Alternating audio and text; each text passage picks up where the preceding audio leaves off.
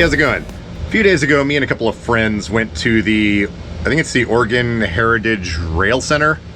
I'm a little fuzzy on the details. I'm no expert, but there's a bunch of trains, mostly steam engine related stuff, and they've got a big shop there. I guess they're installing a giant turntable. It's like a $3 million project or something like that, but they want to be able to have the trains out front of this place and like rotate them around and pull them back in or something. I don't know. Once again, I don't really know what was going on, but it was a nice day and I wanted to go out with some friends, and seeing old like 1920s, 30s, 40s, I don't know the years, steam engines and stuff, I find really fascinating that these huge multi-hundred ton things were just built by random people and go hurtling down the tracks at like 70 or 80 miles an hour. I don't know. It's kind of an interesting feat of engineering. We actually spent most of the day there. My intent wasn't to actually film it all, but I figured I would get a few clips. The audio was really tricky. Just FYI, about halfway through the day, a bunch of the parents and their kids discovered this toy bellows train whistle thing, and from that point on, it was honking every 3 seconds constantly. I don't think it's too loud, but anyway, it's got a few stories from some people that work there. Take a look at some very large equipment, and I actually got offered a job working in their machine shop, but unfortunately, operating a 15-ton horizontal mill is not something you can do sitting down. I don't know. That's one of those things I would definitely jump on if things were different. But anywho, here's a bunch of footage. Enjoy.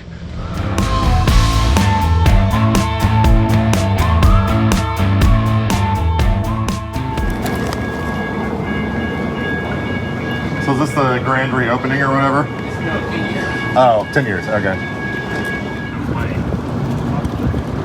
Isn't that the engine they use for the Oaks Park Railway?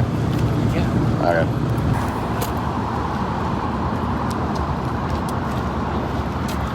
Those greasy scooters.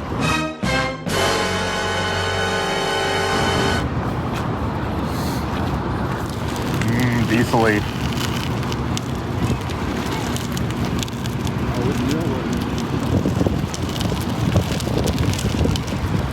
Oh yeah, there's the rendering.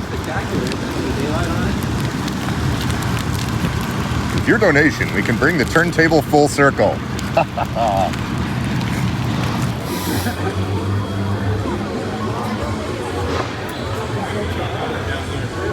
Straight to the shed. What's in here? Oh, a time lapse. Oh, there we go. Oh, I've been working on that. Yeah. I like how everyone's gathered around this like model train set and like no one's looking at the actual trains. There's a lot of tracks in that yard. That's where that turntable used to be. Oh, that's where they're moving it from?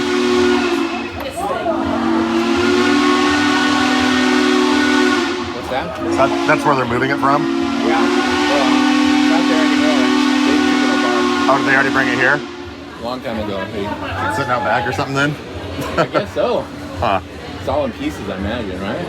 This is the Brooklyn Rail Yard down off of Hawthorne. Yeah, which is or like where Holgate. the PG is and where the Oh yeah, there's a TriMet. picture. You can see it down there.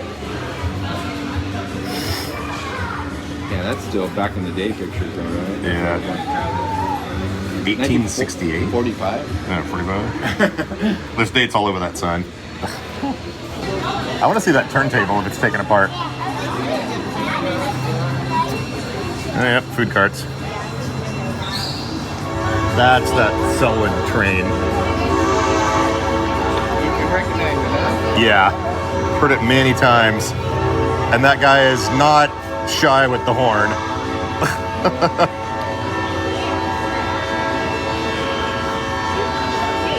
There seems to be a locomotive. Make sure you guys get your face painting done.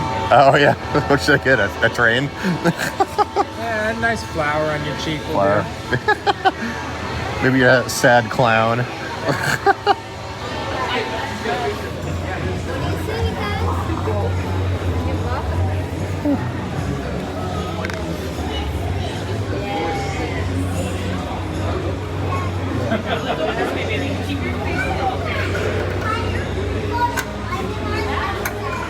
I just like the look of these ones. That's a bigger train. What's that? What you're saying? No? Something.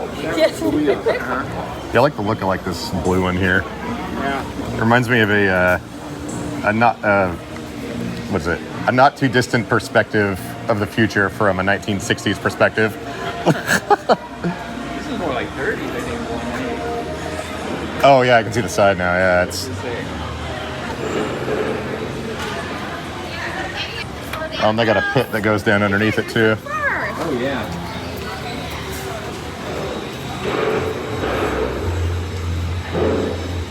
Do you know how that was? Good to know. I will not unplug those springs.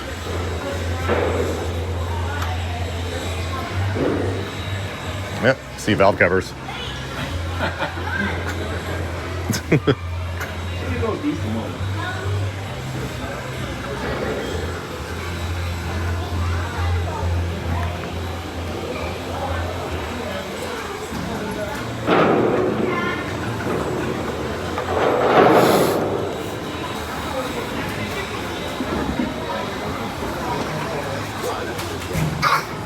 Oh. I see what you mean about what's up back here now. Pretty cool because it's hollow. You would think it would be all hollow, but it's not. It's a heck of a thing right there. Are all those Yeah. You know how much Just a pressure couple of these rivets. things under a lot of pressure. Yeah, things amplify when the tanks get bigger and bigger. You get more and more water, more and more heat. Let's go look at the beauty. The daylight back there. Yeah. Uh-huh.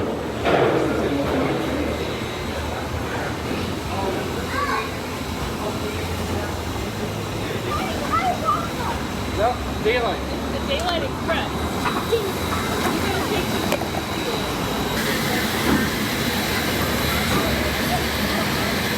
Welcome to the most photographed thing at the museum. 1976, it was painted in red, white, and blue. It's called the Freedom Train.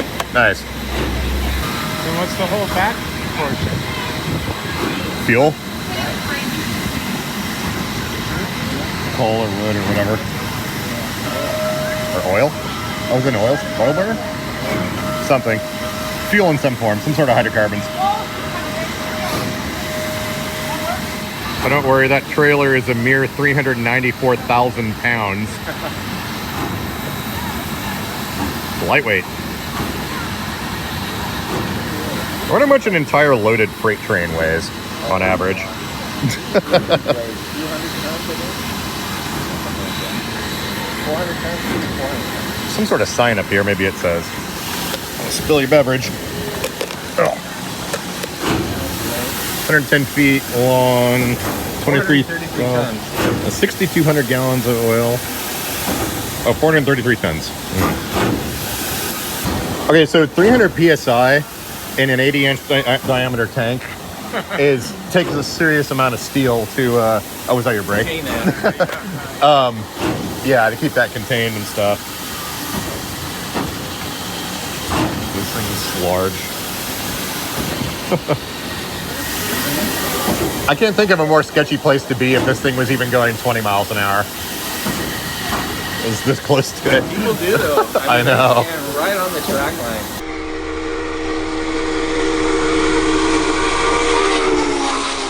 I was like, well, you guys are nuts. They do that with the Max. Oh, is this one of the vents here? Looks like that might be a steam vent or something. That big wide thing, yeah. I hear it hissing. Take a picture of me in front of it. Yeah. Oh, you can get up in there. Oh, yeah, they do have a staircase.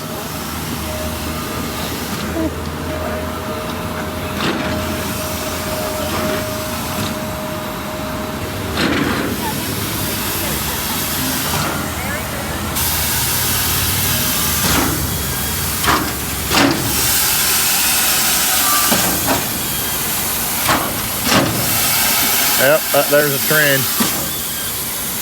That just seems scary, all that kind of bumping and I know, and it's just like sitting here doing nothing. yeah. When they're actually moving and doing work, yeah.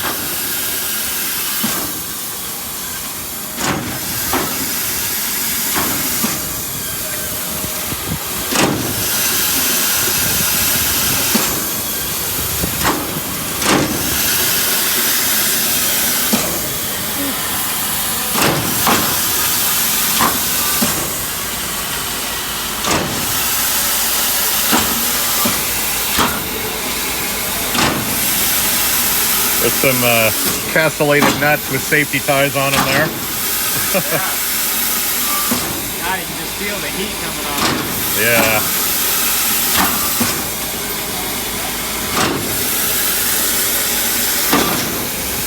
What do you think of it? Looks like a train.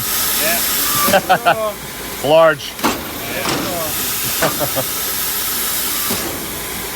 I'd hate for it to go. Yeah, I know, right? Oh, see? That was hot. Yep. Probably not the best place to hang out in front of all these open valves. Got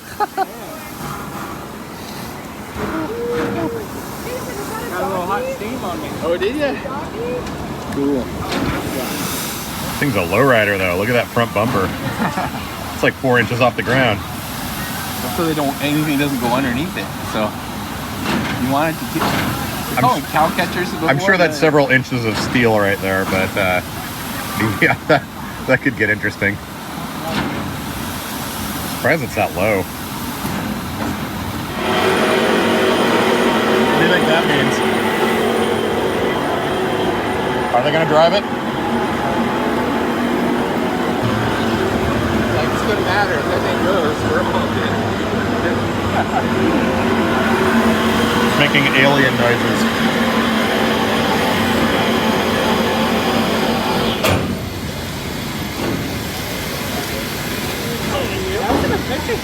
If I was up there in that cab, I'd do that every so often just to watch everybody run away.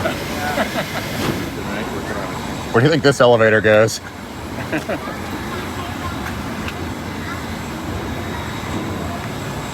don't know. What the heck is it? It's locked, whatever it is. What? A phone booth. You serious? Yeah. Really cool. So that was a railroad type? Yeah, thing? yeah. So it'd be along the railroad. Yeah. Was it just Still some out there. to cut down the sound, or why is it made out of concrete? Doesn't get run over. Yeah. Smash. Nobody will vandalize it. So they'd be set out in the middle of nowhere in places? No, or? it'd be right next to the track. Yeah. Maybe a bunch of Okay.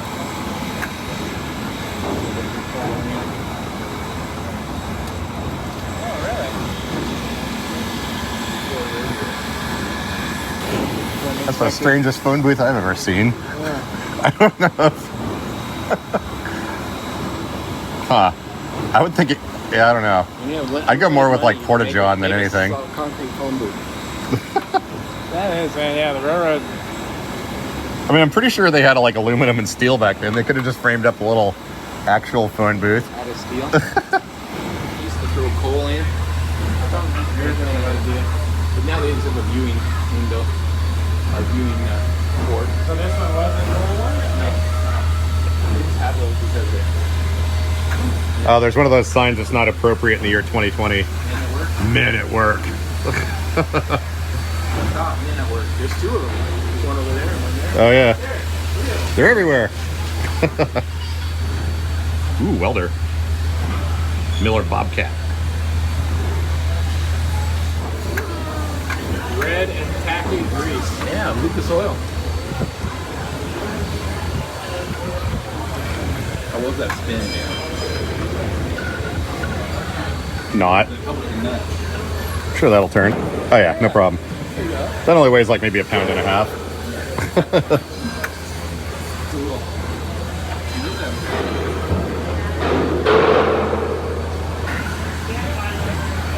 Yeah, see, look at Phil. That's a piece of metal. Probably. I don't know how old brass oil light stuff is, or if that's what that is. A little bit more on that.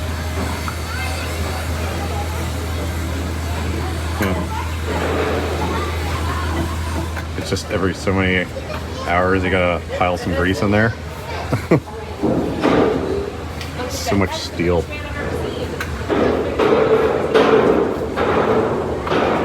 Yeah, imagine the casting of some of these huge parts. Oh, I know.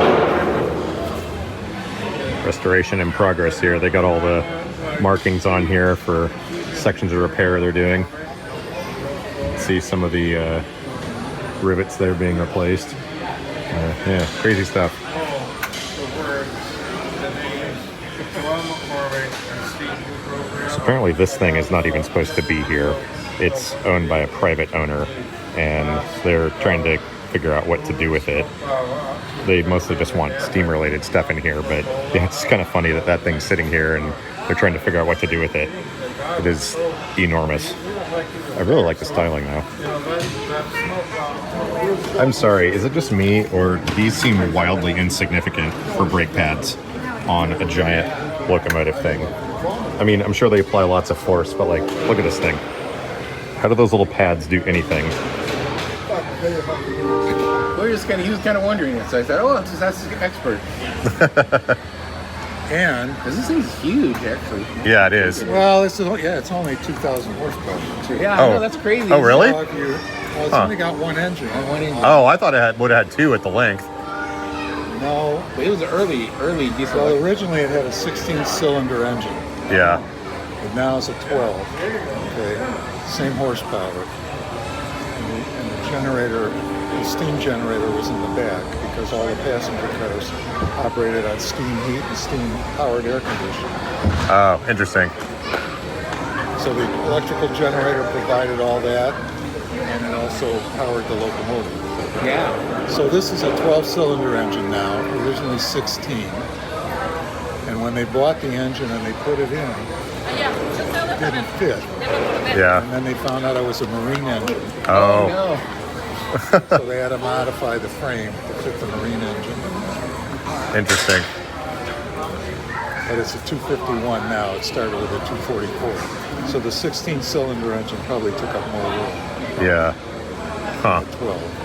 And most of these, that run by up here, they've got two engines in them because Yeah. they go over 4,000 horsepower. It's allowed to come into 12. Oh, really? But they, the Challengers burned oil, and the big boys burned coal, and you couldn't use coal on the West Coast at all. It was against the law. Oh, really? Interesting. So all the coal-burning engines basically stopped at Spokane, Washington. Oh, okay. West of there, if you had steam, it was oil. Huh. And south to California, it was oil. This engine was built as coal. In 1923, they converted it to oil and converted from a compound to a single. Oh, what they have to have a firebox door is people have to get in there. Yeah. They have to do firebox repairs. So you have to have somebody that's small enough and skinny enough to get through that hole. So we had a guy get stuck in there a couple years ago. Oh, yeah? He shouldn't have been going in there. Too big again? He got in, but he couldn't get out. So it was stripped down, grease him up. Oh, dang. Oh, really? Oh, how embarrassing. Yes. I don't tell that story when he's around. There's an access door here, too. Oh, is there? Notice that? Oh, yeah, there is. Okay, so when this was on a passenger train, it would be for the nickel plate, or even the Santa Fe, the nickel plate for sure, they only used AA combinations. I had two A units attached. So one of the A units would be facing the passenger cars. Yeah. So that's how they would get. Oh, okay. If they had to get into the passenger train, or the conductor had to get into the locomotive, Gotcha. that's the way you went in. That makes sense. It's dangerous, though. Yeah. Well, I wouldn't want to do it. But it's there. In the Santa Fe, they used like four of these. They had two A units on the end and two B units in the middle. This was so you could get into the rest of the train. So that there's also that passage. It's not a real comfortable passage. Yeah.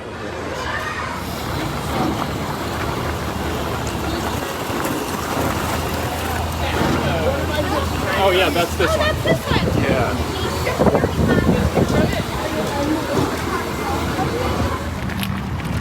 So right in this hole in the ground here is where they're installing that giant turntable.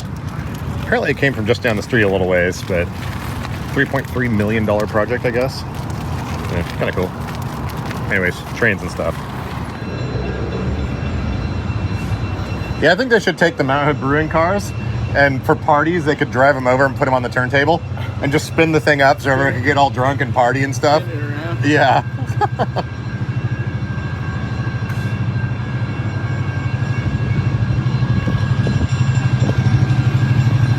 Yeah, so it's a 12-cylinder, 2-stroke, supercharged GM engine in that thing, 1,200 horsepower. And here comes the horn.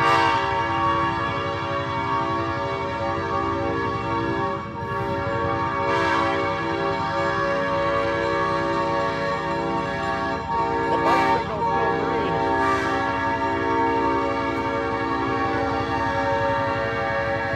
Oh, now it's changing.